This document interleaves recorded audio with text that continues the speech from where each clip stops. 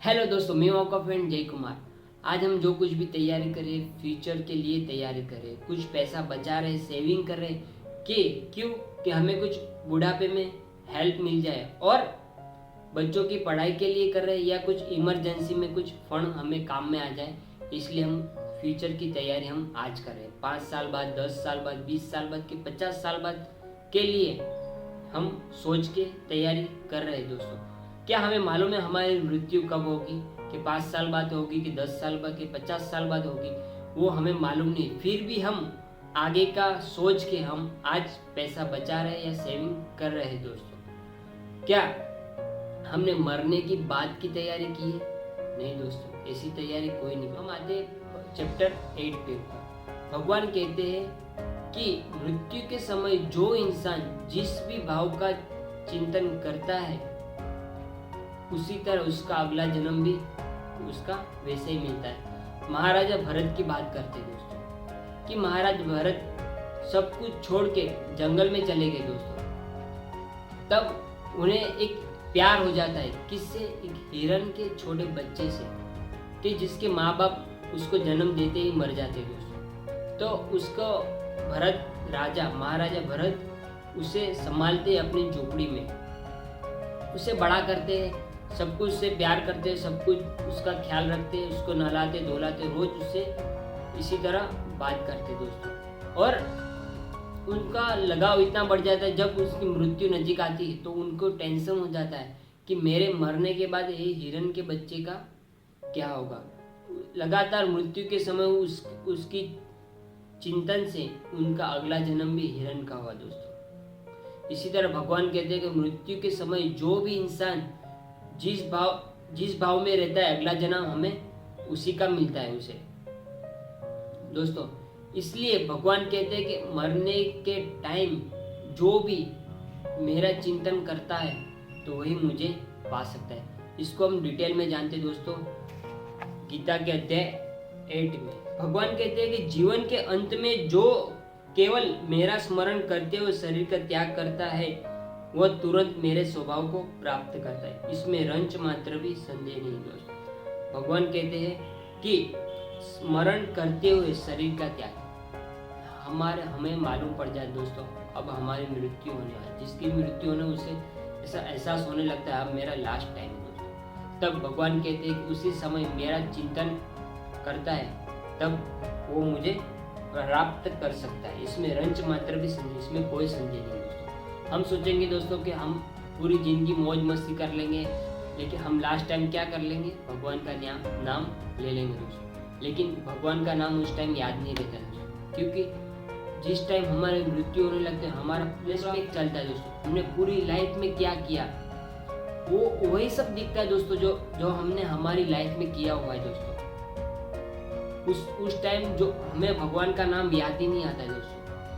इसलिए हम पूरी जिंदगी अगर भगवान का नाम लेते रहे तो उसी टाइम हमें भगवान का नाम याद आ सकता है, उसमें रंच मात्र भी संदेह नहीं है। और आगे कहते हैं कि हे कुंती पुत्र, शरीर त्यागते समय मनुष्य जिस भाव का स्मरण करता है वह उस भाव को निश्चित प्राप्त हो सकता है। मैंने बताया भरत राजा, महाराजा भरत राजा, तो वो हिरण का चिंतन करते थे दोस्तों, तो उसमें उनका अगला जन्म हिरण का मिला।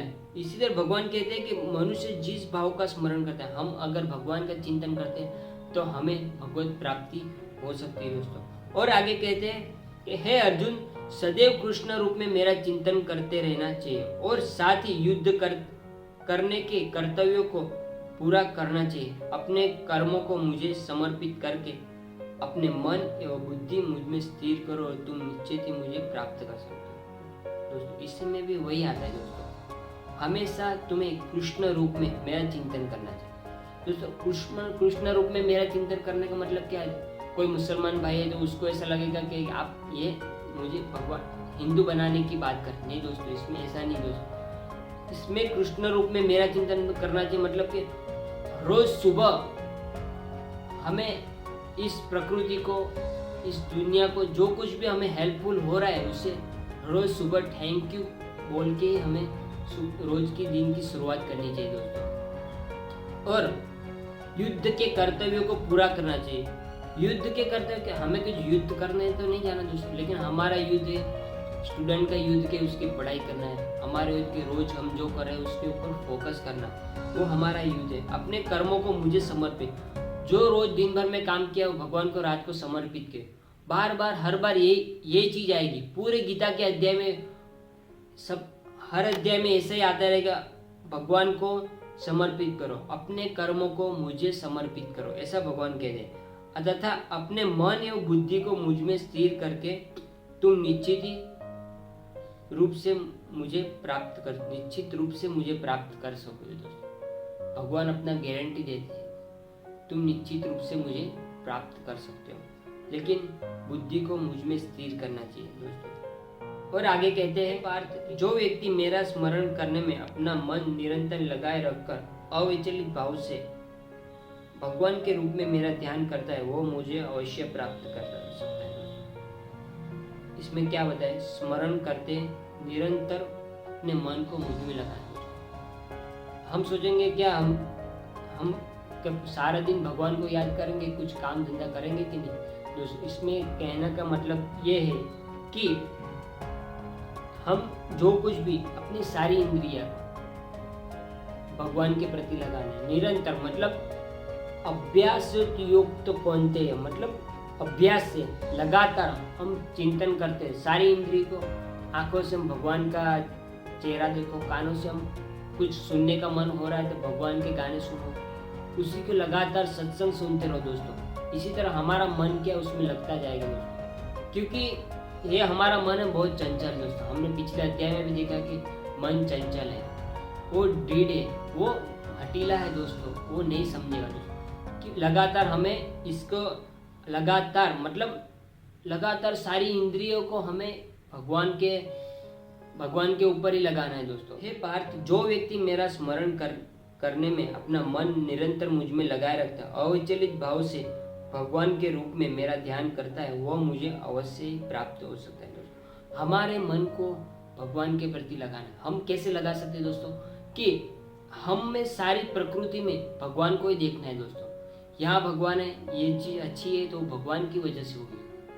हमें कुछ भी, हमारे से कुछ अच्छे कार्य हो जाते हैं तो हमें अभिमान नहीं करना चाहिए, क्योंकि जो कुछ भी हो रहा है सब भगवान की वजह से हो रहा है। सब में भगवान को देखता है, इसे अविचलित भाव से भगवान के रूप में मेरा ध्यान करता है, वह मुझे अवश्य, इसे हम भगवान को प्राप्त कर सकते हैं। क्योंकि हर चीज में हम भगवान को ढूंढेंगे तो हमें भगवान प्राप्त हो सकते हैं। मृत्यु के आगे आता है कि मृत्यु के समय जो व्यक्ति अपने प्राणों को भोए में मध्य स्थिर कर लेता है और योग शक्ति के द्वारा अविचलित मन से पूर्ण भक्ति के साथ परमेश्वर के स्मरण में अपने को लगाता है, वह निश्चित रूप से भगवान, इसी में वही आता है अपने भोए का, मतलब यहाँ हमें ध्यान चिंतन करना है भगवान का। मृत्यु के समय भगवान का निरंतर चिंतन करने से हम भगवान को प्राप्त कर सकते हैं। जो व्यक्ति भक्ति मार्ग स्वीकार करता है, वो वेदाध्ययन, तपस्या, दान, दार्शनिक तथा सकाम कर्म करने से प्राप्त होने वाले फल से वंचित नहीं होता। वह मात्र भक्ति संपन्न करके इन समस्त फलों की प्राप्ति करता है और अंत में नित्य मुझे परम धाम को प्राप्त कर सकता है दोस्तों। कि जो भक्ति मार्ग स्वीकार करता है दोस्तों, हमने अगले अध्याय में देखा कि अष्टांग योग, ध्यान, धर्म योग, ये सब अष्टांग योग है। इसमें लगातार हमें भगवान के प्रति आकर्षित रहना पड़ता है दोस्तों, उसमें रहना पड़ता है। और भक्ति मार्ग के साथ दोस्तों, जो भक्ति मार्ग स्वीकार करता है वो सब इसमें नहीं पड़ता दोस्तों, वो सिर्फ भगवान का स्मरण करता है, अपने सारी इंद्रियों को भगवान के प्रति समर्पित, उसे भगवान को याद नहीं करता, उसका मन भगवान में लग जाता है। और अष्टांग योग कैसा है दोस्तों, उसमें हमें लगातार भगवान को याद करना पड़ता है। उसमें भक्ति मार्ग में कैसा है दोस्तों, हम लगातार भगवान को याद करते ही रहते हैं, उसमें याद करना नहीं पड़ता दोस्तों। ये बात ऐसी हुई, जो बंदरिया रहती है, बंदरिया, उसका बच्चा उसकी माँ को पकड़ के रखता है, वो कहीं भी छलांग लगाती है तो वो बच्चे ने छोड़ दी, मतलब बच्चा गया। अष्टांग योग भी ऐसा ही दोस्तों, हमने उसके ऊपर पकड़ छोड़ दी, मतलब हम गए, भगवान से दूर हो जाएंगे दोस्तों। लेकिन भक्ति मार्ग कैसा है दोस्तों, हम लगातार अपने मन को चिंतन, सत्संग सुनते, सब सारी इंद्रियां हम भगवान के प्रति लगाते रहते, तो हमारा भक्ति मार्ग कैसा है, बिल्ली अपने बच्चे को कैसे मुंह में पकड़ के यहाँ के वहाँ जाती है, इस घर से दूसरे घर, दूसरे घर से तीसरे घर से जाती है, तो बच्चे को कोई टेंशन नहीं, क्योंकि बिल्ली ने उसे बराबर पकड़ के रखा है, बच्चे को गिरने की कोई टेंशन नहीं। इसी तरह भक्ति मार्ग भी ऐसा है, हमें लगातार अपने सारी इंद्रियों को भगवान के प्रति हर रोज थोड़ा थोड़ा सत्संग सुनते जाना है, अच्छी अच्छी बातें सुनते जाना है दोस्तों। इसी तरह हमें कोई टेंशन नहीं, हमें भगवान के प्रति आकर्षित होने की जरूरत नहीं, हम आकर्षित हो जाएंगे दोस्तों। हमारा मन भी लगातार उसी तरफ दौड़ता रहेगा दोस्तों। इसी तरह सत्संग की बातें और अच्छी बातें जो हमें लाइफ में हेल्पफुल हो सकती है, इसी तरह मैं आपको ऐसी वीडियो देता रहूँगा दोस्तों। इसीलिए मेरे चैनल को अभी तक आपने सब्सक्राइब नहीं किया तो सब्सक्राइब कर लिए, ताकि आने वाली वीडियो बहुत अच्छी दोस्तों, वो बहुत आपको हेल्पफुल हो सकती है। लाइक कीजिए और शेयर कीजिए दोस्तों।